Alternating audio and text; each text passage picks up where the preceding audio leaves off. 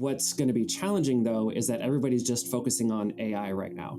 Not that they shouldn't be, but what we need to be prepared for is that AI and the Internet of Connected Things and biotechnology are going to start to really fundamentally change the way that we operate, the way that we interact with each other, the way that we take care of ourselves. And so I think businesses, consumers need to recognize that there is uncertainty here, but there is also opportunity here too. Ever wonder how AI and smart technologies might transform your city, home, or workplace in the coming years? Mark Bryan joins us today to weigh in. He's a senior Foresight manager at the Future Today Institute, helping clients navigate uncertain futures with data-driven insights and scenario planning. Mark leads the company's built environment, hospitality, retail, restaurants, and CPG practices. He also authored many reports on the same topics in the 2024 Emerging Tech Trend Report, which is released annually by the company's renowned founder and CEO, the futurist Amy Webb, at her equally famous South by Southwest keynote.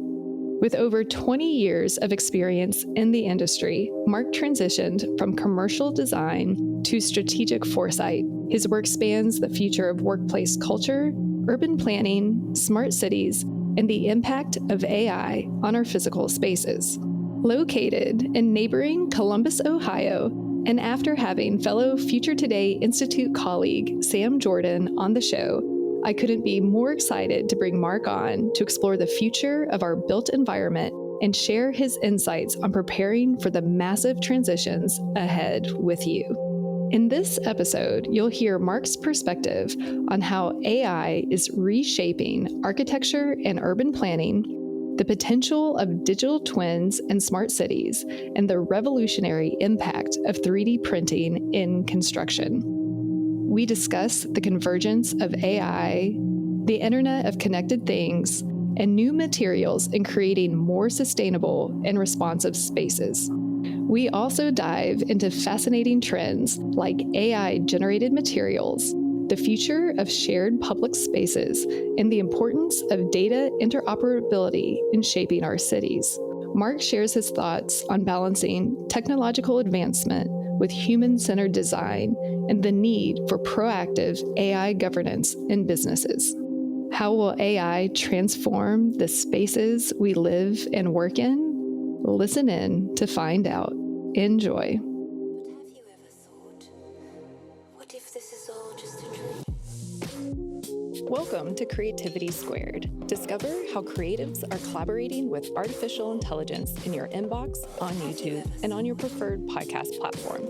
Hi, I'm Helen Todd, your host, and I'm so excited to have you join the weekly conversations I'm having with amazing pioneers in the space. The intention of these conversations is to ignite our collective imagination at the intersection of AI and creativity to envision a world where artists thrive. Mark, welcome to Creativity Squared. It's so good to have you on the show. Thanks so much for having me. So Mark is with the Future Today Institute. So we're in for another treat. Our 50th episode, we had Sam Jordan, also from the Future Today Institute. And as everyone who knows, I'm a big fan of Amy Webb and all the work. She's the CEO and founder of the Future Today Institute and does one of my favorite South by Southwest sessions every year where she drops an enormous future trends or emerging tech trends report. So this episode, we're going to get another glimpse into the future with Mark. But before we dive in, for those who are meeting you for the first time, can you introduce yourself, who you are, what you do, and a little bit about your origin story? Absolutely, yeah. Again, thank you so much for having me, Helen. I'm really excited to be here to talk about technology and creativity, which are actually two parts of my background. So I actually worked in the built environment industry for about 20 years. I started off as a commercial designer, and I did everything from workplace to healthcare to retail, senior living, a little bit of everything in between, including like multifamily. So as I grew throughout my career, I was always using data, looking at trends, trying to find like the insights of, why are people behaving the way that they're behaving. I always was told in grade school that I asked too many questions, which I actually found served me really well later on in life, especially as I started to move into doing more white papers and secondary research. And so the firm that I was working for, I actually became the director of innovation and research, and then started to notice a trend with my clients in that they were getting stuck. They would, we would present our designs and our ideas for how the projects could move forward. And ultimately, maybe we would show them a rendering or we would show them a video. And they kept asking the question, what is the actual experience going to be? And so I noticed that they were looking for ways to pre-experience the future, really.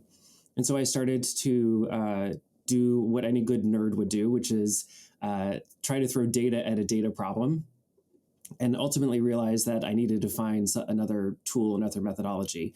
And so I actually found strategic foresight, which is a very rigorous data-driven process where we can then map out scenarios, and I use that to help my clients pre-experience their future spaces. And I found that it made them more willing to be more innovative. It found them that they would feel more comfortable with what the end product would actually look like. And so then fast forward to a couple years, and I am now doing it full time at Future Today Institute, where I am a senior foresight manager and I lead our built environment, hospitality, and supply chain and logistics and manufacturing and CPG practices. And so for me now, I get to keep doing the data nerd part of it, but then also working with clients just in a different manner about their futures. And you're also based in Columbus, and I'm here in Cincinnati. So it's nice to have someone else in Ohio. And you spoke at Cincy AI Week, which we're super excited to have you. You mentioned strategic foresight.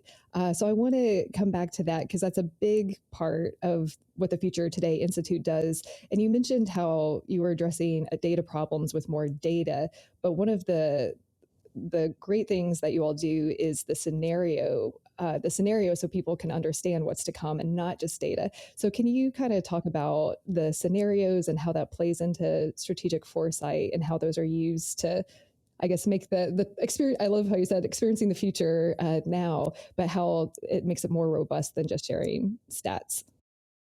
Yeah, absolutely. I think so. FTI is a global leader in strategic foresight. So we're a consultancy that we work with businesses, governments, nonprofit organizations to really help understand and deal with the uncertainty and volatility in the world.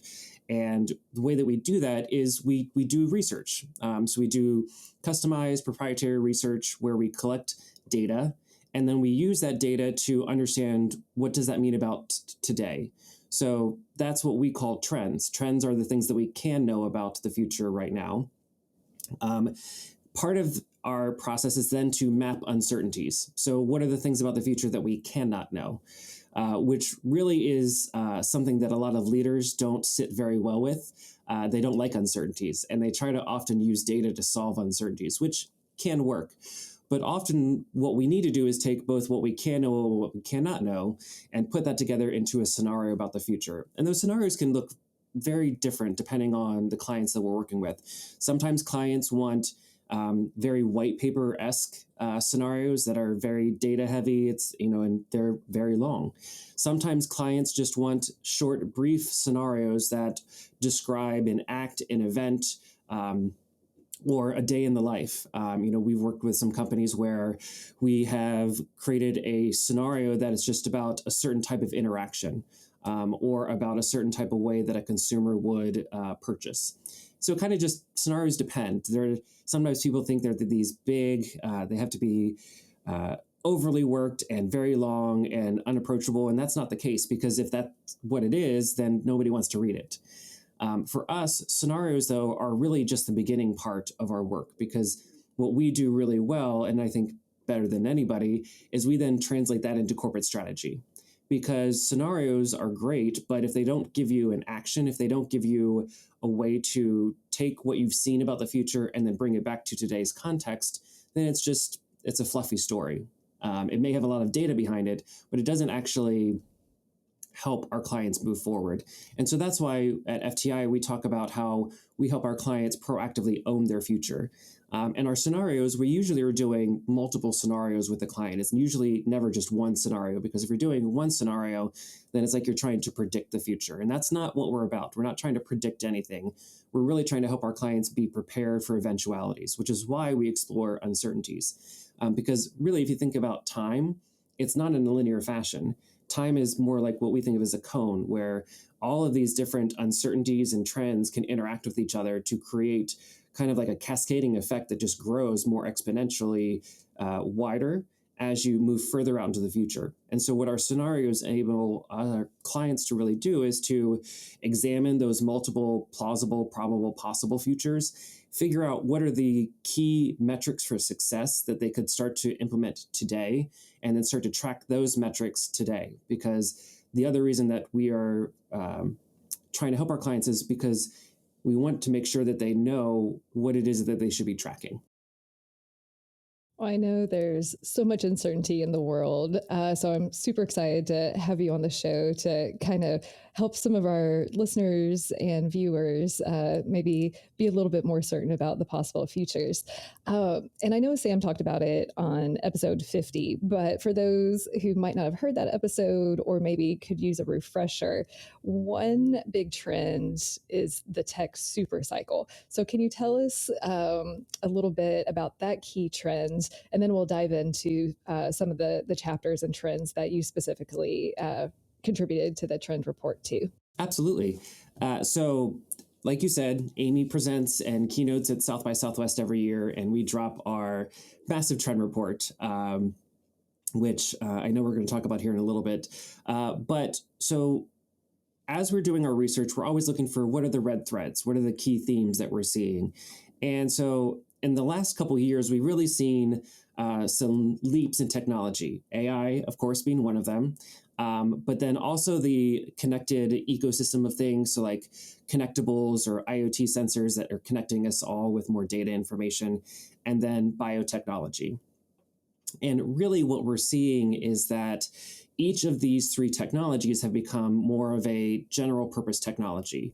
And you can think of a general purpose technology like electricity or the steam engine or the internet. Now, traditionally, just one technology alone is enough to create what we call an economic supercycle. And an economic supercycle is where one of these technologies radically alters the way, pretty much everything, the way that we live. I mean, think about what the internet has done for us from a society standpoint, from a business standpoint, just from a search and understanding and finding information standpoint as well. Now, we've been tracking these trends for a while, but what we've started to notice, especially starting last year, is that they're starting to converge and really create major breakthroughs. AI is enabling biotechnology advancements. Wearables are providing more data, and AI is enabled to use that data to create more proactive healthcare plans. And so because of this, we're starting to move into what we're actually doing research on, of what we're calling a technology supercycle, where it's not just one general purpose technology that's driving the change, but all three. And so these three technologies are touching every single sector that we're seeing, and it's really providing great opportunity. What's going to be challenging, though, is that everybody's just focusing on AI right now. Not that they shouldn't be, but what we need to be prepared for is that AI and the Internet of Connected Things and biotechnology are going to start to really fundamentally change the way that we operate, the way that we interact with each other, the way that we take care of ourselves. And so I think businesses, consumers need to recognize that there is uncertainty here, but there is also opportunity here too. Because just as everybody's been talking about how There are, new job types that haven't been created today that will be created in the future. That means that there's opportunities for your job to evolve, to change, for the way that you practice your processes to grow and expand and potentially provide new services to clients in new ways, and address some of the longstanding problems that we've had with the workforce. And what were the chapters that you specifically worked on for the this year's Emerging Tech Trend Report? So I was able to work on three books for the trend report this year. I worked on the built environment trend report book, and then the hospitality trend report book, and the supply chain logistics and manufacturing trend report book. I will say that that's not the only trends that I've been putting together this year. I've also been doing a lot with some CPG companies, looking at different consumer behaviors as well. But those are the three books that I included in the trend report this year. All right, fantastic. Well, let's dive in and get your debriefs. And I want to focus more on the design and built environment because that's your background, and the show is about the intersection of AI and creativity. And we haven't really. Lori Mazer, who was a guest on the show, used to be a practicing architect, but we've dabbled in it a little bit, but haven't done a deep dive. So could you give us a debrief of like what you're seeing right now in this space related to the trend report, and of course how AI and biotech and the Internet of Connected Things are all playing specifically to the book that you wrote on this subject? Absolutely. So I think it's probably good to maybe set the stage when we say built environment. What do we actually mean? Because sometimes when people say built environment, their first thought is architecture or interior design, which it absolutely does cover. So we cover the buildings, exterior and interior. Built environment also includes the manufactured products that go into the built environment. So that could be anything from lighting to flooring to, thinking externally, the roadways, the sidewalks that are being used. Built environment also includes urban planning and city development. It also includes infrastructure, so think bridges and roadways, as well as then the engineering field. So the mechanical engineering, which is like the ductwork, electrical engineering, which is like all of the power, plumbing, as well as then site development. So it is a very big area of focus. What I would say is that AI is doing four key things when it comes to the built environment.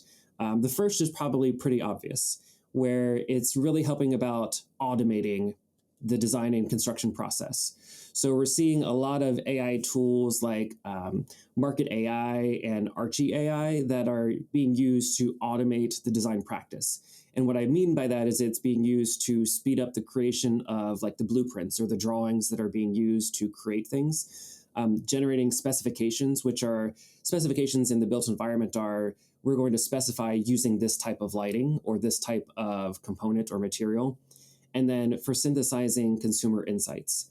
And so this is also being used by real estate developers to plan out their sites to figure out which sites are most optimal for the development of maybe a community center or maybe a retail center.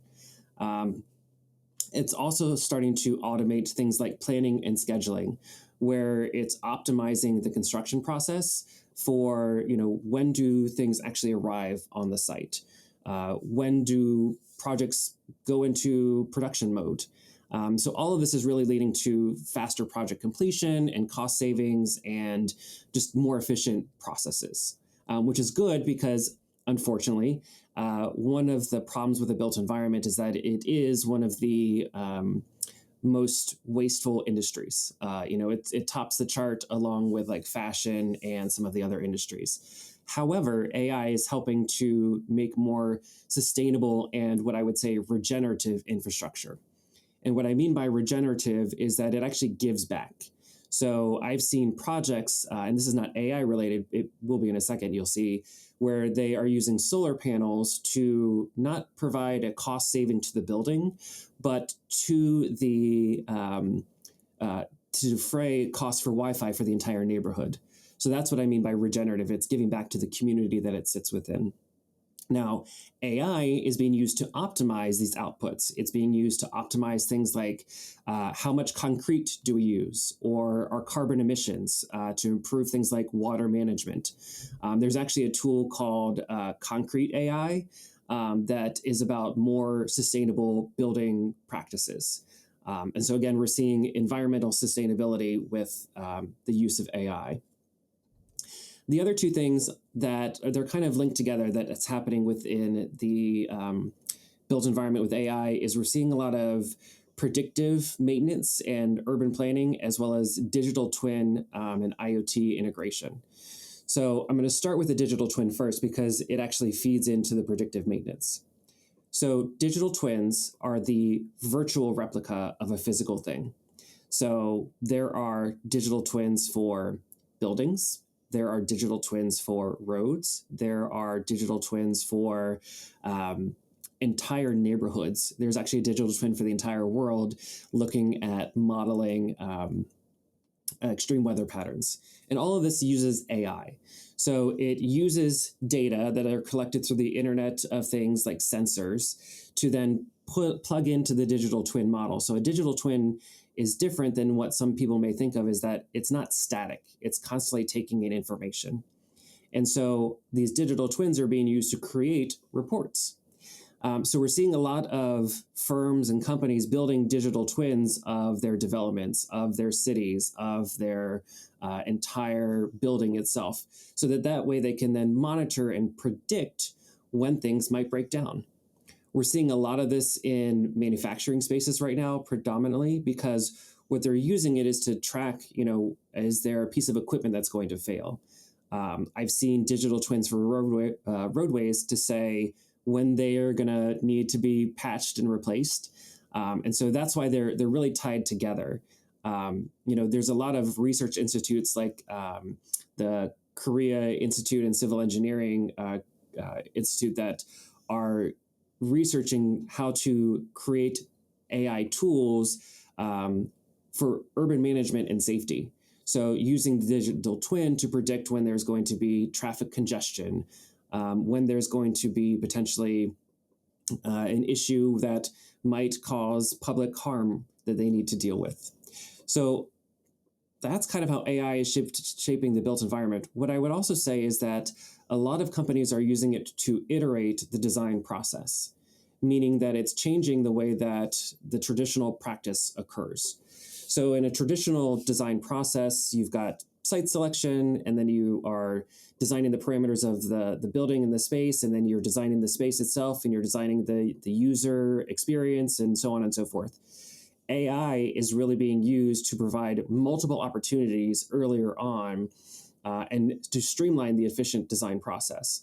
So there are firms and companies that are using AI to come up with hundreds of floor plans and then to act as kind of an editor versus the genesis point where they're editing the selections that they're making, which is changing how they're being creative. It's giving them new opportunities to really explore what is possible that they didn't consider first go round.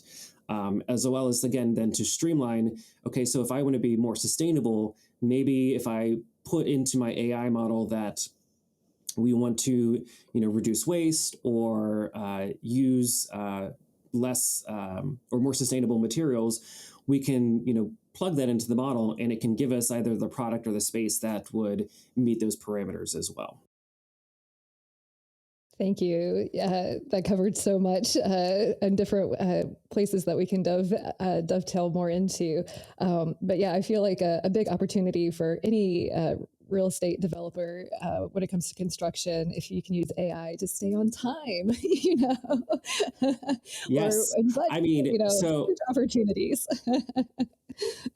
in Ohio, well, in Columbus, where I'm based, there is a freeway. It's 315 that feels like it's constantly under construction, and I really wish that there was a digital twin of our of that roadway so I could see and when they are going to predict that it's going to have construction. So I think that's one way that I think that everyday people could start interacting with digital twins, and they're impacted by their route planning, and maybe a digital twin could say, hey, don't take 315 today, you should take a different way to get to work. I feel like Google Maps is kind of like the default already doing that, and probably impacts these apps like Waze and stuff of traffic flow more than anything else right now. Um, but I digress. One thing I guess that's a little top of mind. So we're recording this at the end of July, and I know it's you're listening to it after September, but we just experienced a mega what is it, a major cybersecurity breach that has impacted all of the airlines, and it's been an entire hot mess.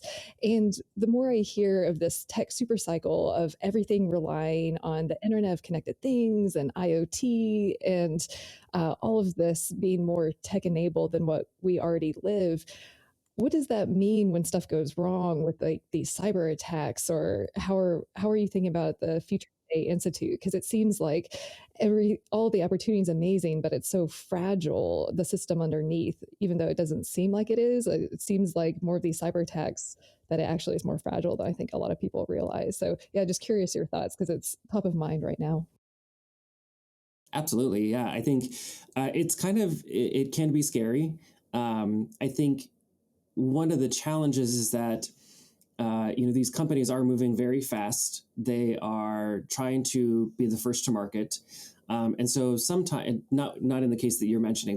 They've been around for a while, but with the newer technologies and the ways that they're being implemented, it does mean that when you're thinking about the creative process, you do have to be aware of where the data is coming from. You do have to be there's still a human in the loop part that is going to be required for verifying that it does meet code. I mean, so in AI terms, in the built environment, there are AI models now that can verify if your model meets building code, which would be great from a permit standpoint. However, you're still going to need a human to review the output to make sure that no harm is being done. Because right now I have seen very little work in actually integrating things like DEI into AI models for the built environment, which means that the data that those models are trained on is still more biased based off of the data it was trained on. Now, to answer your question from a cybersecurity standpoint, I think that as we're starting to see more and more cities become smart, this is going to become increasingly critical for them to make sure that they do have very robust cybersecurity systems, because these systems are soon going to be managing a lot more, if they're not already managing a lot more, even down to waste collection. And so I think, there is I think it might have been, it was either a movie or a scenario that I read one time about how, if we completely integrated AI into everything and then the AI decides to lock us out of the building, because there was a hack, that's a potential risk area. Now, that's what Foresight is meant to help us do, is to be able to identify those risk areas ahead of time so that way we can mitigate them today. Again, all strategic foresight is about being better prepared for eventualities. And so I think when we're thinking about these developments, are the opportunities tremendous? Yes. Are the risks just as tremendous? Probably so. So that's why we need to look at both sides and not just think about what is the, like all of the sunshine and daisies of things. We need to make sure that we're thinking about what are the practical areas that we need to be aware of. Yeah, and I appreciate you mentioning the data not being as inclusive as it could be either.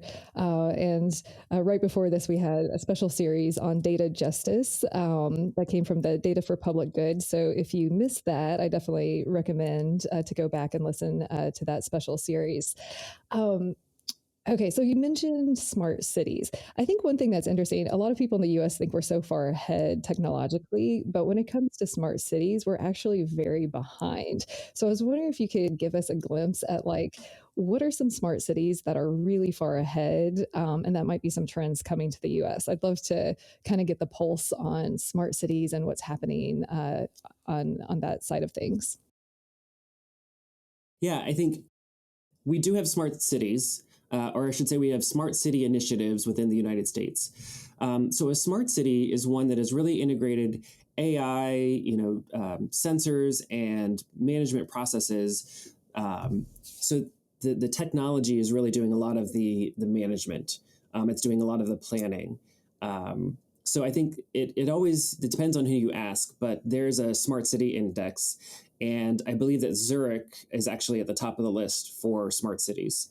And in Zurich, what they're doing is they're looking at everything from streetlights that are able to have sensors on them to change the timing of the lights so that it helps to mitigate traffic. A lot of smart city initiatives are based actually around sustainability. What are the ways that we can save on energy? What are the ways that we can, if we are looking at traffic patterns, make sure that the traffic flow is actually reduced, so that way we're putting less carbon, emissions into the atmosphere. There's also a lot of sensory data sensory technologies that are collecting data to measure things like, what is the oxygen level? There's actually in Singapore is also one of the top smart cities in the world. They are doing a lot when it comes to waste management. So, like I was talking about earlier, they've got a system that will automatically help collect trash. It'll also help to collect, water information. Now, all of this to say is that, the U.S. is not behind. I mean, we've got Chicago is doing a lot with like energy management. Seattle is doing a lot with waste management. Denver, Colorado, just this last year is actually looking into interlocking smart pavement slabs that use Wi-Fi and detect when crash occurs, which could then alert emergency services. So a lot of this kind of can feel a little bit big brothery, but what the Smart City Index is also looking at is how do the residents feel about this? Are they willing to share their data? Are they willing to opt in for these things that will really benefit them in the long run? I think where some of the opportunities lie, also thinking about places like Texas right now, where we are seeing a lot of issues with the infrastructure, especially the electrical, grid that we've got. Some of the smart city technologies are looking at creating things like virtual power plants that use AI to know when they can take energy that was generated through a sustainable method and then pass it along to different parts of the city. It's using AI to help us know, okay, this building, right next to us, for some reason, the power is down. So we can share power between buildings in order to make sure that we, that our life and businesses are not interrupted. I actually wrote a scenario about a year ago about how we could see in smart cities more directed traffic, where we have, not only vehicle traffic, but foot traffic, where, there's a technology that allows you to harvest kinetic energy from people walking. And so what I said is that, if we had like an AI super app for our cities, and we allowed it to sync with our calendar, it would help us to then say, based off of your day-to-day, here's the route that we suggest that you take, because it'll pass by the grocery store that you need to stop at. It'll, reduce your carbon footprint, and it will help you to, just save on energy, which could mean that certain streets are closed on certain days or they're open on certain days. So I think there's tremendous opportunity. I do think that a lot of the other regions in the world are integrating it faster. They're also integrating it with their supply chains and logistics, especially like smart ports. The port of Rotterdam is the smartest port in the world because it's tracking everything from water, mobility to the actual goods moving on and off the ships as well too. But this is again where digital twins could have a tremendous impact. If we can build a digital twin of the city, then we can start to use that to help plan out what smart city initiatives we want to accelerate first. And it seems a little obvious, but I'm going to ask it as well. Like on the business side, it seems like that makes for a very competitive advantage if you're able to restock or, find equipment, fix it before it's offline to keep it running. What is the, I guess, business case for cities to be more efficient? It, I, I'll let you speak to that. Like, why should all of these cities like get their communities involved and become more smart cities? And have you seen any backlash because of the Big Brother aspect to it too? Yes, there's definitely been backlash. Um, a lot of the backlash has come because of poor communication, though. And so I think, when we think about how these are rolled out, that's definitely, top of mind of what cities should be considering. The business case for using, smart or helping build smart cities or digital twins is really that predictive, maintenance, understanding demand forecasting, understanding when, goods might be needed. If you're in the service industry, and we'll just keep with roadways for a second, if your job is to patch, roads, you want to know when those roads are going to be damaged so you can be right there to fix it, versus like waiting around to get the phone call to say, hey, there's a pothole that needs to be fixed. I think the other part of it is getting more consumer data and on a more granular level, on a more neighborhood by neighborhood level, where you're able to then figure out what the actual community needs are versus just putting out products that, maybe through some market research, which can have bias to it, might not ultimately meet the need at the right time. I've seen some major shoe manufacturers that are actually doing this with AI, and they're using it for demand forecasting to know when to put out certain footwear. So, for example, they would produce more weather resistant footwear in certain regions based off of if there's going to be more rain or inclement weather during that time frame.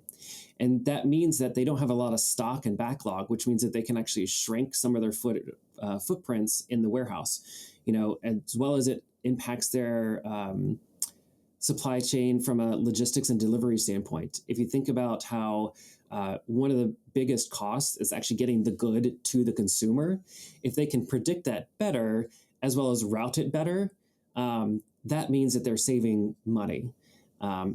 So I think that's the business cases. It does provide cost savings. It can help make you more sustainable, and really meet your consumer needs. Again, the backlash is when these things are done in isolation. I think we've all had that experience where there's been an update, whether it's through a virtual meeting platform or, on our phones. And we didn't really know what the change was until somebody on social media says, oh my gosh, did you see that they are now tracking your data, and you have to opt out. I think we are seeing more and more companies that are doing things and not telling their consumers, and then the consumers are reacting negatively and they're losing market position. So I think that's some of the challenges that we're seeing with AI, as well as then in smart cities too, where you have people who are altering their behavior patterns because they know that they're being tracked, which means that then they are creating false data sets. So all of this could be addressed if they just had some better communication plans to help citizens and residents understand what they're actually doing with that data. It's not, some are looking at it from a security standpoint, but most of it is just for looking at improvement of the way of life in the community. Yeah, I love the pun. I'm not sure if you caught it. That shoe manufacturing our manufacturers are using AI to impact the footprints and the manufacturers. I So, didn't, but I love that. Yeah, that was unintentional, but well done. yeah. And you mentioned also just that smart cities make for better communities because things are more efficient as well. And one thing that we had talked about ahead of recording this interview is that the built environment really impacts the future of community as well. And I'm a big believer that the future is community, but I'd love to hear your take on how the built environment and the future of community are intertwined from the seat that you sit. The question that I often get asked is, because of all of these new technologies, are we going to see less value placed on the actual physical space? And my answer to that is no, because People often think that the future is going to be vastly different from what it is today, that it's going to be something so completely different that they can't even imagine what it'll look like. And that's historically not been proven to be the case. What we've found is that it changes slightly. Think about what it looks like, today with cell phones when first versus when they first came out. We thought, oh my gosh, things are going to be so different, and they are, but it's not like we've completely changed who we are as a society. So the thing about the built environment, and we did a project recently where we were looking at the future of communities within the United States at 2029. And what we found is that, the physical environment has a huge, tremendous impact on the formation of communities, especially for cities that are looking to combat things like urban decay. That is the opportunity space for them to create place and space to bring people together. So that way they can experience and they can have a shared experience to form those communities. But what we're seeing is that communities are starting to become much more niche or focused on a specific topic. So we're starting to see communities on things like whether or not they like Harry Potter, or communities on things like whether or not they like, just specific types of lizards, or, if you're a soccer fan. All of those individual personalized things means that we're starting to create more personalized communities. And so this is what the physical environment should be allowing us to do, is to come together to have shared experiences. Not necessarily just to work, though, which I know can be a little scary because a lot of the workplaces are going empty right now. But we should be rethinking and reframing those spaces for what can we do to bring, specific work communities together. And so I think this is where technology can be helpful, right? Where we can start to create more immersive spaces. We can use AI to make our places and built environment much more reactive to the users that are going to be in that space. So we could see, wearables and AI being able to change the space of a room or the size of a piece of furniture because maybe the person has a disability, or maybe because, the group that's coming together needs it to perform in a certain function. That's where I think also things like modular construction, and there's many modular companies out there that can create kind of cookie cutter spaces, but they're still customized and personalized, that allow you to have a shared experience maybe in New York and then have that same shared experience over in London because they're identical. Which also means that things like AI can help create suggestions for communities. It can help to make you be able to contact those other global communities. But again, we still need to have the physical place and space. I actually think that neighborhoods are going to become much more important because of things like AI, where we're starting to see, specific neighborhoods with specific values starting to come together because we have a much more mobile population.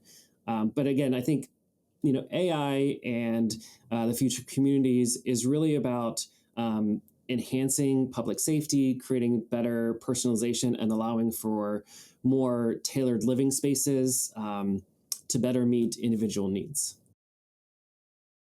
And it seems like, I guess, just a general vibe, for lack of a better word, is that there is overall, at least in the States, a not as much public shared spaces than there used to be for like a lot of trends.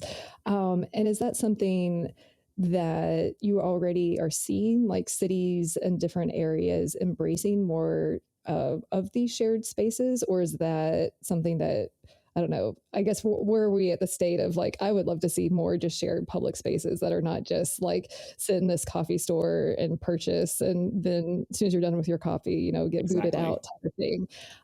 Is that something where you're already seeing cities plan more of these just shared public spaces? Or is it more like we all need to because it's for the betterment of our society to have these shared spaces?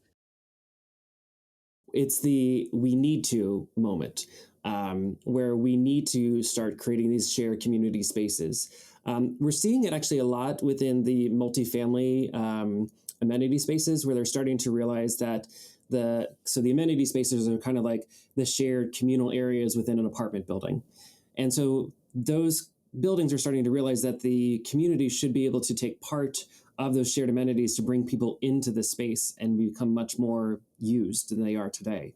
I have started to see some signals and data around what I'm calling kind of like siloed living buildings, where you're able to have multiple mixed use of space within one, complete building itself.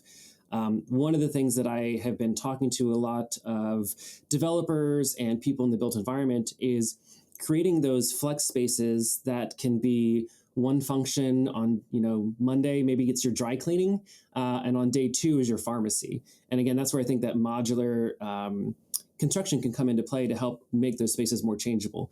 But we need AI in the mix here to help us to analyze and understand what those use cases should be based off of the community data. And so I think one of the things that I often encourage with firms and companies is figuring out how we can use technology to increase community participation within the design process. So that way we're tracking what the actual community needs are versus just making assumptions. And I'll also plug the interview with Alejandro on the show, who was talking about, he's a human-centered design researcher at the University of Cincinnati, and using VR to show potential planning to neighborhoods so that they can do what Mark was talking about earlier, kind of experience what could be and, really understand the impact in their neighborhood. So another episode I recommend related to this. One thing that you mentioned about neighborhoods becoming more important, and I want to talk 3D printing because it's kind of tied into all of this. And right now in Texas, there's not only houses, but whole neighborhoods being 3D printed. So I would love to hear your thoughts on that. But I think one thing too that I was thinking about recently is I've never really jumped on the bandwagon of 3D printing like I did social media networking when I start or social media marketing when I started my company, or AI after the Chat GPT moment. But when I was at Joanna Pena Bickley's last salon, she was talking about needing a door stopper to open one of the doors, and instead of running to the store or ordering it off of Amazon, which, a couple dollars and all the shipping, so not environmentally friendly when we do this. But I know a lot of us do. I'm guilty too. But instead of doing that, she downloaded a design for a door stopper. She's done it with planters, and just 3D printed it. And I think she might have mocked it up in Midjourney or one of the other tools, and then printed it. And I really saw that as the future of, instead of going to stores to buy products, that we might actually be buying patterns and 3D printing them in our homes. But you kind of mentioned that was a little bit further out. So let's start with neighborhoods and 3D printing and the potential future in the near term and long term, and kind of just also the trend of 3D printing for the built environment as well. So that was a word soup of a question, but I'll let you take it and run with it, Mark. 3D printing is one of my all-time favorite things to talk about, quite honestly. So I actually couch it under the phrase additive manufacturing, which really is an umbrella term because we not only have 3D printing, but we have 4D printing, where 4D printing is about printing reactive materials so that they can change their state or shape. So that's why I use additive manufacturing. So if I say 3D printing or additive manufacturing, I generally mean kind of the same thing. So where we are right now, is, as you pointed out, is we're very much using additive manufacturing for printing homes and neighborhoods. Yes, the largest development is being printed in Texas right now, where they're able to print entire homes in a matter of days and weeks. I believe I recall seeing a study that Habitat for Humanity was able to print a home in under 24 hours. I mean, that has incredible impact when you think about what it means for our unhomed population, what it means for being able to customize our homes, to be able to tailor make our homes. And what I love about your example is that this is something that we actually coached a client on, of a service that you should be selling is not 3D printing something new, but 3D printing replacement parts, 3D printing, if you've got a doorknob, of a historic home, you could 3D print that so that way it matches the style of the home and kind of restores the historic component of the home. Now, 3D printing is, again, kind of like digital twins, is everywhere. Everybody's trying to do a little bit. I've seen 3D printed food, which did not look appetizing, but actually was printed to be more nutritious. I've seen 3D printed furniture that what they were looking at doing was creating self-assembling furniture, which, I mean, sorry, IKEA, but that could be something that means that we don't have to have all of the like little pieces and parts and packages. But that could be something that could be then flat shipped, which means it helps save our shipping costs, and then it just puts itself together.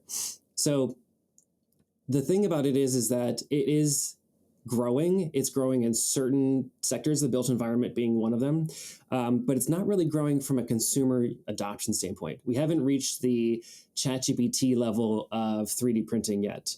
And so I think that's why we are saying it's still further out, because consumers are just becoming more aware of it, not even realizing that a lot of the goods that they probably are buying on Amazon and from food places are 3D printing those goods. But I think as it starts to grow, we will do something very similar to what you're talking about. I actually wrote this in the scenario for supply chain and logistics and manufacturing trend report last year, where I talked about, we could see the potential for a convenience store or a pharmacy or a grocery store come together and install their own 3D printed kind of like kiosk within the neighborhood. Maybe it's on an unused sidewalk or, at the street corner. And what we could see, and I do think this is possible in, 10, 12 years from now, where we could see people bringing raw materials to that kiosk, paying for the designs that are on the kiosk to print the goods that they need. I don't think that would be for maybe for like luxury goods, but that would be for more like everyday objects or everyday food materials that you might need. But then what that starts to do is to reframe what our waste actually means, because that could mean that people, instead of sending their recycling to the recycling facility, they may keep their plastic because they can reuse that plastic material as part of the 3D printing purchasing process. That changes the business parameters dramatically, but it improves our sustainability possibly. This is where we need some foresight and some companies to come together to figure out what it is that they want to do and then move that forward. When thinking about AI, the opportunity space here is using AI to make our 3D printers much more sustainable. So I saw there was a study that used AI to train a 3D printer to print something that it had never made before, to be able to be more efficient and to use less materials. And so that's why I think it has a tremendous possibility to reshape the way that we purchase and create goods, if and when it scales. And I'm more of the if it or when it scales in the next decade or so. So would you, I'm curious, I'm like, should I be buying a 3D printer and start playing with it? And I know I was trying to think, I was talking to a parent the other day. I was like, anyone who hears my latest stories, I'm like, I shared the doorstop and the planter. And the parent I was talking to was like, oh yeah, we 3D print these little toys that my kid uses all the time and the little dragons or whatever. So it's like, it seems like there is some adoption, maybe the early tech adopters using it. But as a consumer, should I jump in and get one and start playing? Or is it too early and I should wait until they improve before I jump on the bandwagon? Well, so what I would say is I think you should probably gain some familiarity with it. The 3D printers are like the more basic ones are not wholly, cost prohibitive. There's tons of different websites that you can download the design files to print things. So I would encourage people to start to test it out, to try it out. Maybe think about what are the things that you need on a daily basis and try to create those versus buying them outright, buying virgin materials. I think as you were talking, I was kind of thinking about Play-Doh, where what Play-Doh does is that you're able to take the raw material, extrude it through, the extrusion, and then you've got the shape or the toy product at the end. And then you're able to like take that back and then kind of extrude it again into something new. That's kind of what I think, we're going to start seeing with 3D printing is maybe we've got one object today, but tomorrow I need to change it into another object and I can use 3D printing to do that. So yes, I would say get a 3D printer, just test it out just to kind of understand the process. So that way, when it scales, it becomes much more familiar. I'm sure you talk about this with AI, similar to what we do. It's why we encourage people to kind of like get familiar with ChatGPT. Don't be afraid of it. But there are some rules and parameters that you should know about, from a safety standpoint too. Like I would not just try to go out and 3D print your own food right now. I would leave that to the other experts for the time being. Yes. Well, if there are any 3D companies out there who want to sponsor the show, let me know and I will be happy to test it. I think one of the more interesting use cases on 3D printing food that I heard was through some friends in Silicon Valley that were thinking about this of how do you actually do recipe designs here on Earth and then send them to like the space station or somewhere in space and just have it 3D printed that way. So it's all data on, I guess, the patterns Mm-hmm. needed, but then it's the Mm-hmm. raw materials, which I know we're running low on time, but I did want to mention this since it's so close in your wheelhouse of that AI is creating new materials that's never existed before. And I wanted to kind of have you just speak to this a little bit of like, what are these new materials? What does this mean and the implications? And what are you most excited about related to new materials in this world too? Yeah, I think what you're referencing is, I think it was Google DeepMind and a research institute were able to use AI to generate hundreds of thousands of new materials that had never been made before or discovered before. And what they were able to do is to use AI to kind of swap different components in and out, different elements in and out to see if it would be a stable material. And so they were looking at everything from, I think it was like, new materials that could go into like EV batteries or into building materials as well.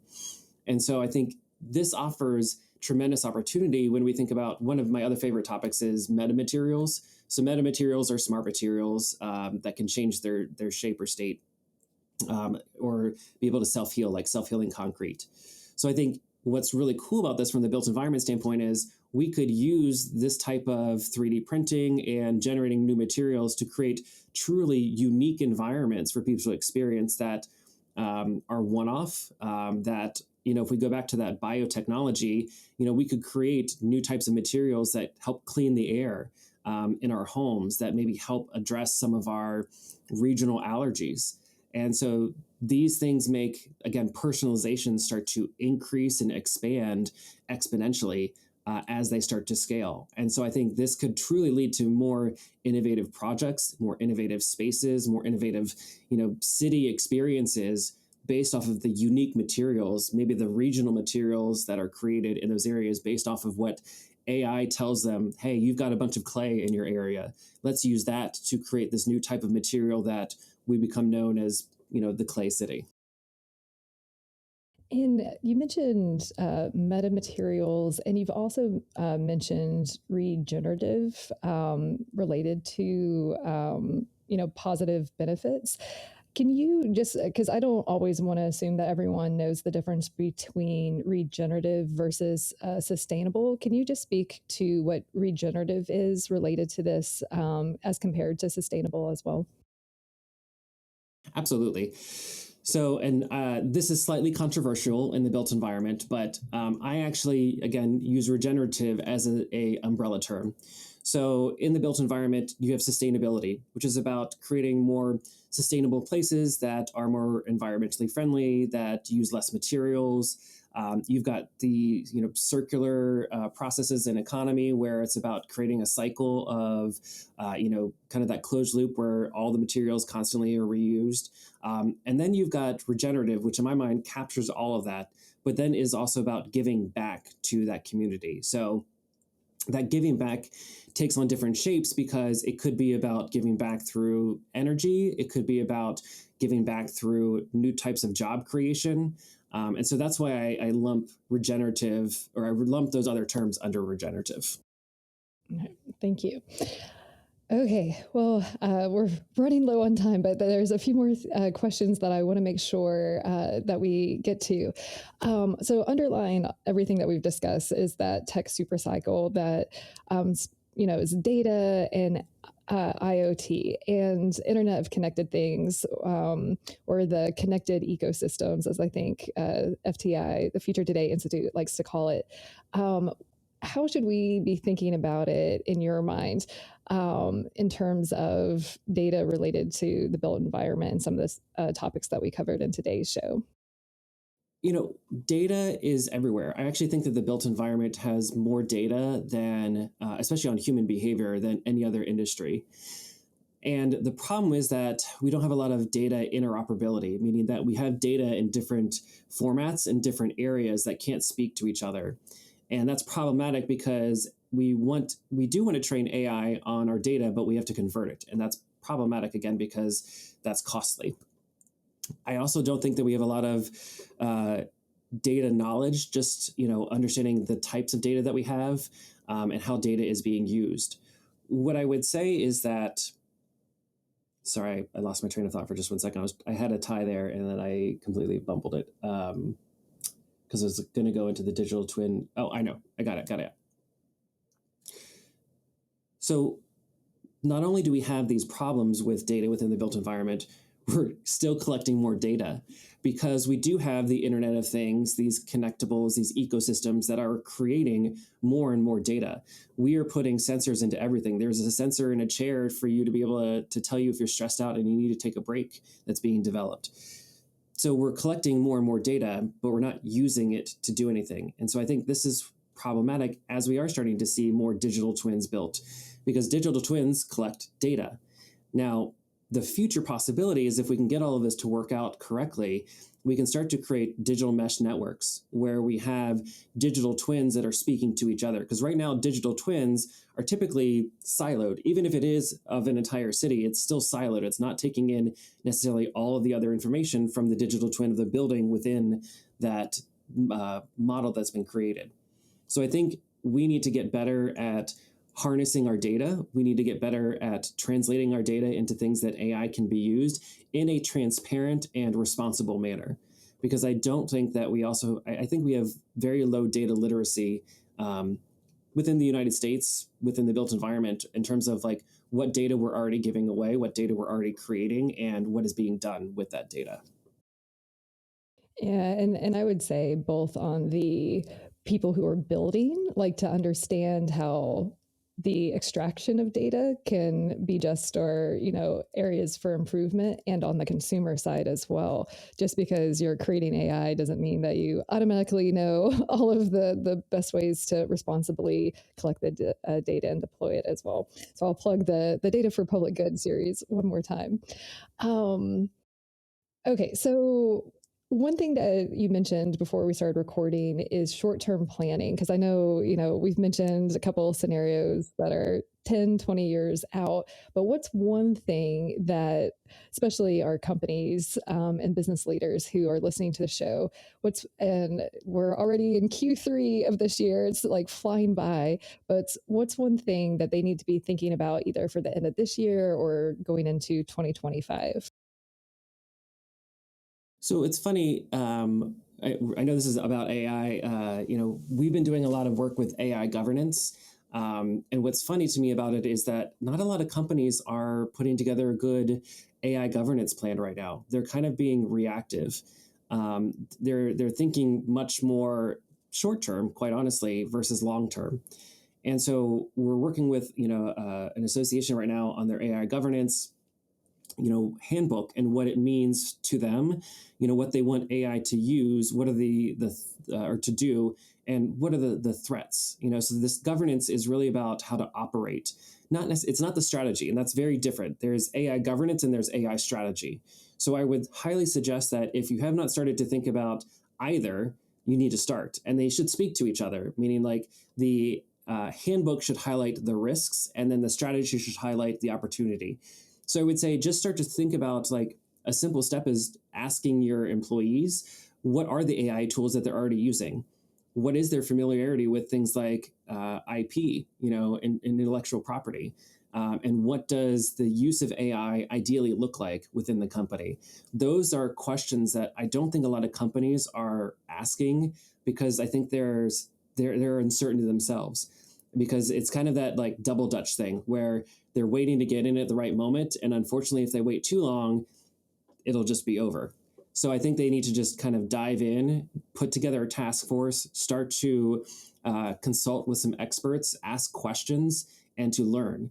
I think, unfortunately, with some leaders, it's kind of like what happened when the internet first came out. Leaders weren't really sure about it, what it was, and they just sat back and waited. And I think we're at that moment with AI right now where people are sitting back and waiting, and I think they need to take more decisive action. I didn't ask to tee this up, but if anyone needs help, there's the Future Today Institute on the consulting side, and I also have a network of partners who can help on this as well. So feel free to reach out to either of us. Okay, I asked Sam this, and I have a feeling it might be on the interview questions for the Future Today Institute that everyone likes sci-fi that I've met so far who works there. But what are some of your favorite sci-fi that has influenced some of your thinking related to the future of the work that you do today? Yes, I'm pretty sure that everybody at FTI loves science fiction. I think it inspires us. So I will say that I am a huge comic book nerd. I grew up reading Marvel comics and falling in love with the different worlds that they explored. It actually led me to write my own book. If I can plug my own book for a second, Oh, I wrote absolutely. two Yes, young please. adult novels. Okay, so I wrote two young adult novels on Norse mythology. Called the series is called the Asgardian Exchange, and it's really just about exploring new worlds. I think so. Marvel Comics led me to write that. I think in my work today, there have been several movies, things like Dune. I remember watching the original one and just being inspired, with the way that the suits were able to distill the water and to make it more sustainable. I also grew up in the era of like animated movies like Transformers, which I think really inspired me thinking about like how place and space can be transformed, and that's why I really also love like modular construction too. Um, so I think there's just so much I could go into, but those are some of the top ones that come to mind. Yeah, thank you. And I am a huge fan of Dune, the latest movies. And I think one thing that's really I interesting agree. about a lot of the futuristic films like that is that it's not very tech forward. Like it's tech Mm-mm. enabled, but it's like it's not there's not devices everywhere. It's just kind of in the background. And as I think about like sustainable and more Yes. green futures, I like those reference points. And if you haven't seen Dune, like Denis Villeneuve is like a master filmmaker, so highly recommend. That's one of my favorite of recent. Okay, so if you, I ask this to all my guests. If you want our listeners and viewers to walk away with one thing, what's that one thing that you want to remember from our conversation, or just in general related to the work that you do? I think it's that while there is uncertainty in the world, there are avenues to address and combat them.